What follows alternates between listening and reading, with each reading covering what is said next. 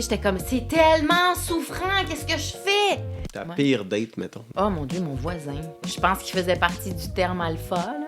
C'était des histoires d'horreur.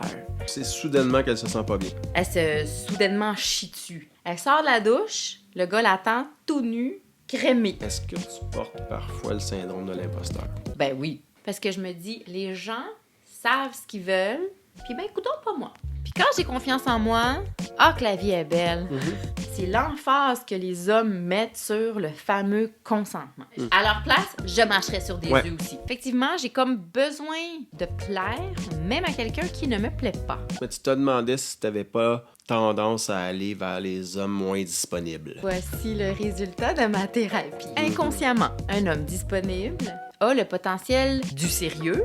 Je me laisse aller, on s'attache, il y a de la chimie. Ce qui est sûr qui va arriver, c'est de la souffrance. Ta vision du sexe jusqu'à ton mariage puis aujourd'hui. Je suis beaucoup moins judgmental. Je sais pas comment je voyais ça avant, là. J'étais un peu stock-up, là, je pense, là. Cet homme-là est engagé envers quelqu'un d'autre Ouais. qui ne sait pas que Dieu existe. Ton intuition te dit qu'il va se passer quoi avec ça? Ah, la marde! Tu sais que le mieux pour tout le monde dans cette histoire, c'est d'arrêter. Et suite à cette phrase, ma psy de dire « c'est fascinant ».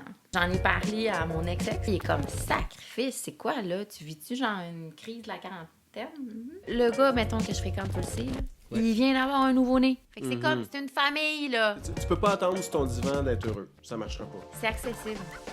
On est au deuxième moment avec cette brillante et secrète femme qui est Nadia, qui se questionne et me questionne sur ses positions dans les relations modernes. Après s'être guérie d'un mariage déchirant, où son intuition lui disait que quelque chose clochait, on switch à ce qu'elle vit et ce qu'elle a envie de vivre aussi maintenant, même si c'est imparfait.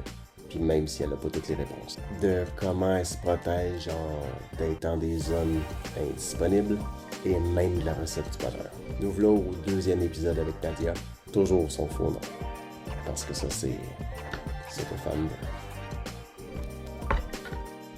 J'ai backtrack un tout petit peu. Quand t'es retourné sur le dating scene après ta relation de 9 ans, t'espérais quoi? Me changer les idées. Avoir du fun. Non, Non, t'as changé les idées. Oublier un peu la relation. pas être avec moi-même.